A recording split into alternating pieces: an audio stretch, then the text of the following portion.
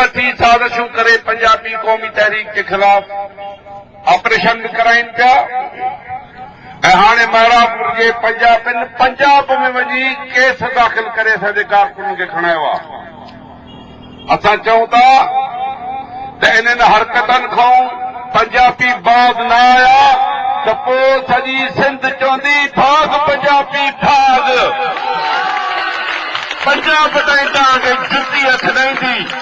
ही धरती सिंधियुनि जी आहे, हिन धरती जा वारस असां सिंधी आहियूं, कंहिं गैर धारे जी न आहे।